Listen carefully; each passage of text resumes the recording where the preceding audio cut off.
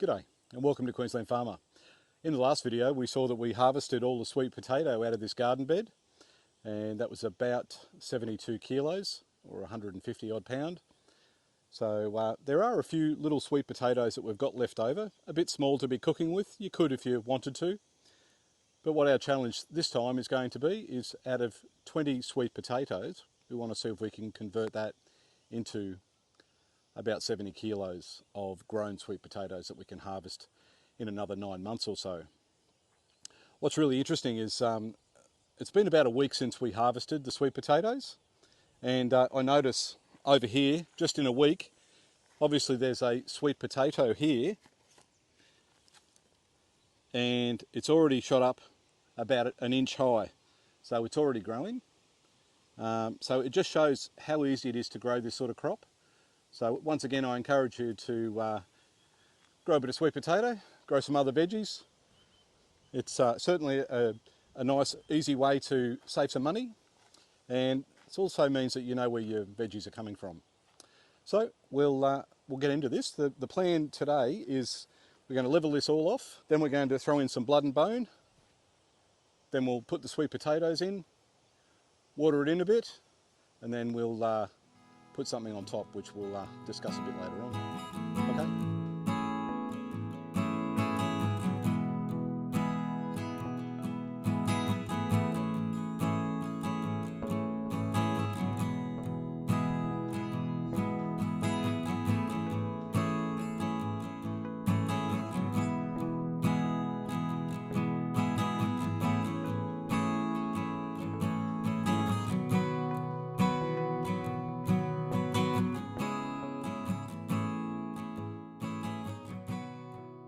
Okay, so we've spread blood and bone over the top of the soil, and what we'll do next is we'll mix it in. So we'll turn the soil over and sort of mix it around as good as possible.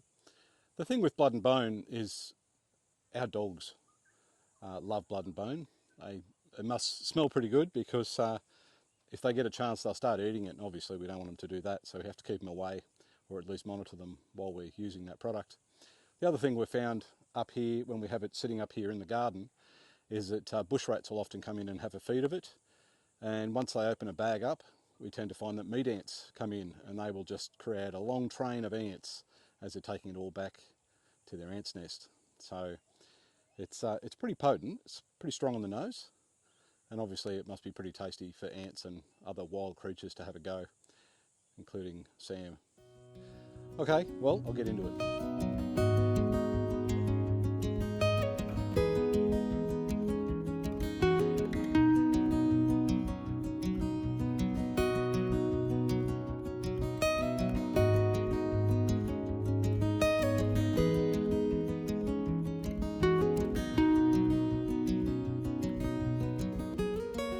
So I've watered it all in.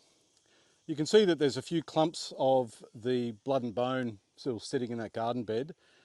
That part of the blood and bone, it appeared to go off, or it had been exposed to insects and all those sorts of things, so I'm not sure how viable that is. But anyway, I threw it in there, might as well put it in the garden, see what happens. What I need to do now is plant some of these. It's pretty simple. They're very, very forgiving. It's really just a case of, I'm just going to walk around now and sort of plan where I'm going to put them. We might go sort of 3 wide.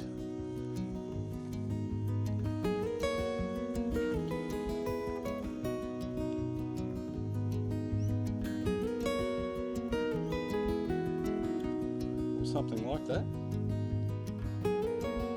Doesn't have to be perfect. As you can see, they sort of grow anywhere they want to.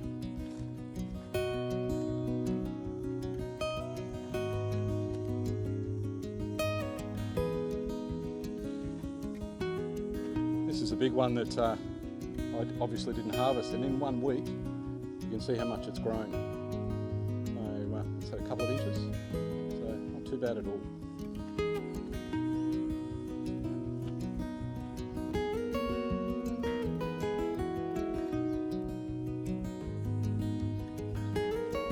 Just grab a couple more.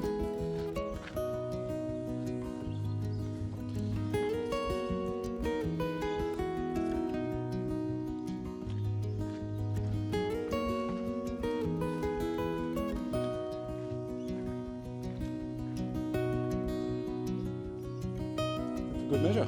So, now to get the hands dirty.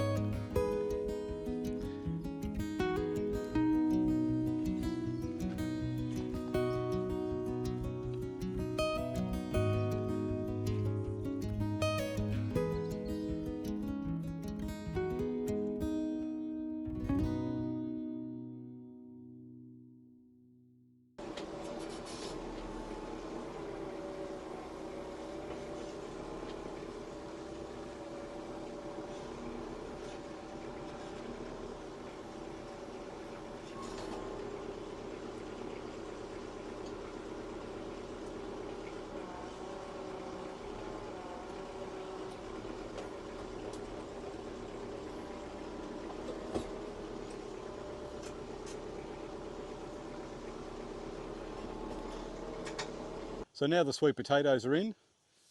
I got a bit lazy and tried to bring the tractor in and drop off some mulch onto the garden bed. It almost made it, but anyway, we'll now just spread a bit of mulch about.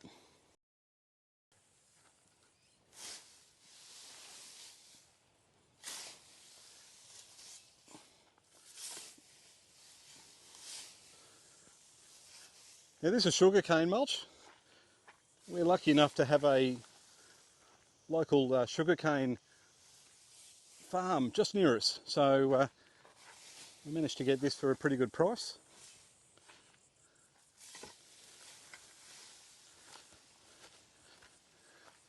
And all we need to do is just put this on pretty thick. It does break down pretty quickly, but gee, it makes the soil beautiful. You can probably see by the colour of the soil and the texture that it is pretty nice soil, and the fact that even in just 1 week it's already started to reshoot those sweet potatoes. It doesn't happen overnight, but it does happen when you put mulch on. This isn't going to be enough mulch, so I'm going to need to go and get a little bit more.